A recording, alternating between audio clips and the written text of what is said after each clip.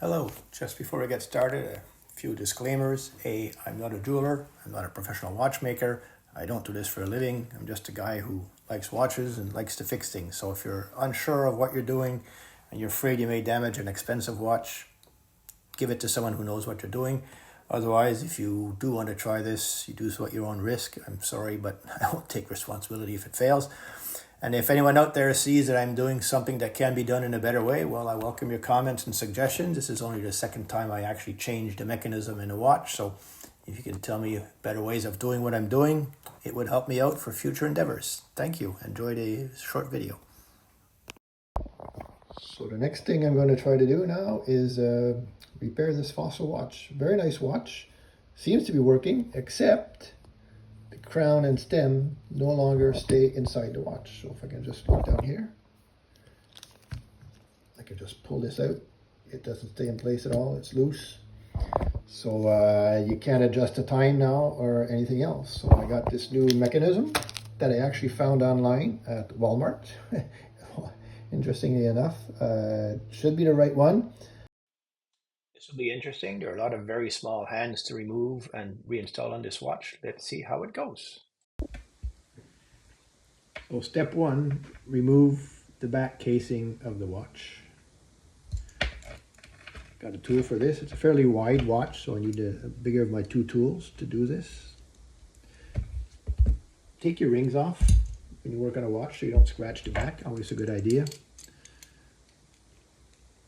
Just gotta adjust the opening of the jaws. There we go. The back one. Voila.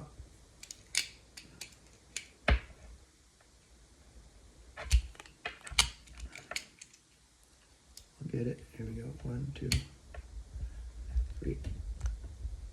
There.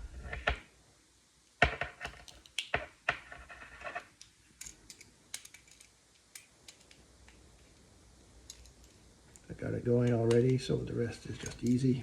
You can finish it with your fingers.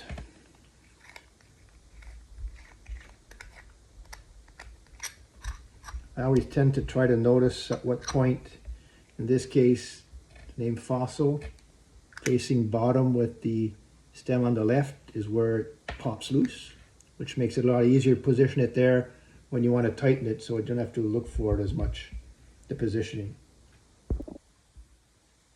So next step, remove the ring, the mechanism retainer, this white, if you can see it here, maybe too much lighting.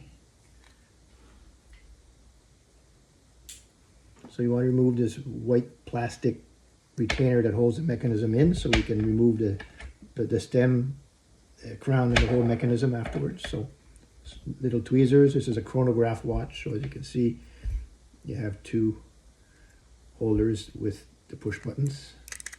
Just simply lift it off. You have the push buttons up here. And now we see the whole mechanism. Next step, take out the battery in the watch with my tweezers here. Hold the mechanism, and I'll just, oh, there it goes, pops out. In this case, removing the stem and crown will be fairly easy because it's broken, so it doesn't hold into place. I just pull it out. But if you want to remove stem and crown from a watch, there's a very small indication, which you probably won't be able to see here. It says push in here.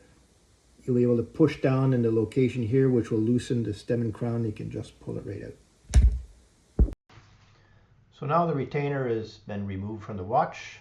Stem and crown's been removed. We can now take the mechanism out of the back of the watch. You just simply lift it out. There's nothing else holding it in place. And now we can see that there's 3 very small hands that will have to be removed from this watch. And this is be a tricky part, taking them out, but also mainly putting them back on. And we'll also check that we have the correct mechanism for the watch before we take everything apart and ensure that it fits and that it will work. And while we're at it, before we go further, it would be a good practice to, mechanism is out, but still put the cover on the back of the watch. Just give it a quarter turn or something like that, just to prevent dust and other stuff from falling in it, to keep it clean. I did blow it out with compressed air first, and I'll do it again before I put the mechanism in, but then you're sure nothing will fall in here. So in the bag we have our new mechanism that we received, and you'll see on this mechanism that it's identical to the other one, but it has some very tiny posts that are hard to see on this video, but there's a central one, of course, for the hour and minute hands, but there's also 3 other very small ones that are for the chrono functions of the watch. We have one there, one in the middle, and one on the other side of the mechanism. So we know at least that part of the mechanism is correct. On the face, we have the 24-hour indicator. At the bottom, we have the 60-second indicator for the chrono and the minute indicator for the chrono also. So all those are the ones that we will have to replace. The mechanism is the right one, but it's a VR32B instead of 32A, which was the original one. And I'm suspecting that the difference we'll see later is in the stem length. Now in the bag that we received with the mechanism, we have a stem and a battery. The stem is for the crown and the battery, of course, is to power the mechanism. Now, I said that we have received a VR32B instead of VR32A, and you can see that the length of the stem for the crown is much different. The new one is much longer than the old one, so we'll see how we can make all this work later on, but it's the only thing I could find that wasn't identical between the two mechanisms.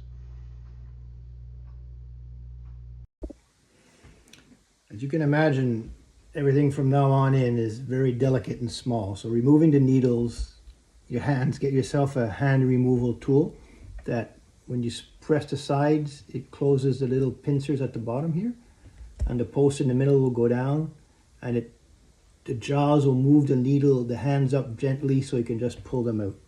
You may want to get yourself some magnifying glasses so you can really get a good look, because it is very small and you want to be able to have a good look at it. But these are typically fairly easy to do. So I'll just come in here gently, squeeze it, and just pull up. Here we go, we got the seconds hand right there. Keep going now for the minutes hand. Voila, got that one. Pair of tweezers, I'll pick it up. Put them aside. I got a little box to put them in so I don't lose them and everything stays together. And finally the hour hand. Now it's stuck against. Let's move it up here. Here we go. There we go, hour hand. So the remaining hands we need to remove now are for the chronometer. So we have the 24-hour indicator, which is actually with the time. Then the minute indicator for the chrono functions, that 0 to 30 minutes. And the seconds of the chronometer also. So go gently and just pull them out slowly and wiggle them. It's pretty easy to do actually, but you just need to make sure you take your time. There's one. And the second one. Here we go. And the third one. You may need to wiggle a bit, but just, like I said, take your time. It'll come out. Voila. We got all 3 out. Now to get the face off of the mechanism, I don't know how this one is yet, where the posts are, but here's an old mechanism I have. And you try and see here at the top, there's some tiny little holes right here in the mechanism. Can you see it up here? There's some very small holes in the plastic on each side. And usually the face of the watch will have some prongs sticking out that'll fit into these little holes that are just press fit into it. So let me see if I can get this one off, and then I'll show it to you once it's done. Looking at this, which this is a new mechanism, you'll see there's a hole up here near the 31. And another one down here at 14, 19, which are the dates. So this is where the post for the face will be to go into this mechanism. So I gently lifted it off, and you can see here one stem post sticking out. So as I pulled on it, gently up. You can see it's coming out, but the stem post is right there. It's like out of focus there, the white in the middle. Try to see if we can get it. To get it out, I just gently use these tweezers, sliding it underneath the mechanism, and you just wiggle it a bit. There we go, came right off. So here, this is the watch face, upside down. You can see there's two posts, one there, that fit into the holes in the mechanism. This little idea here, so you don't mix up your old mechanism and your new mechanism. I typically just take a crayon and put a little X mark somewhere on the back of the old mechanism, so I know that this is the broken one and I won't get them mixed up and put by accident the new one, the old one back into the watch and have to start all over again.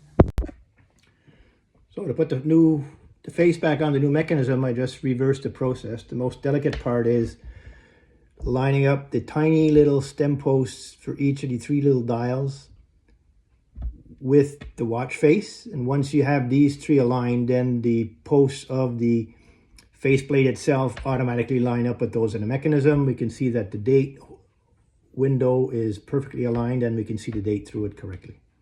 So far, so good. So this is the part that'll really try your patience and dexterity, getting the three tiny little hands back in. I didn't show it on the video because it just isn't possible to get a good clear view, at least not with an iPhone.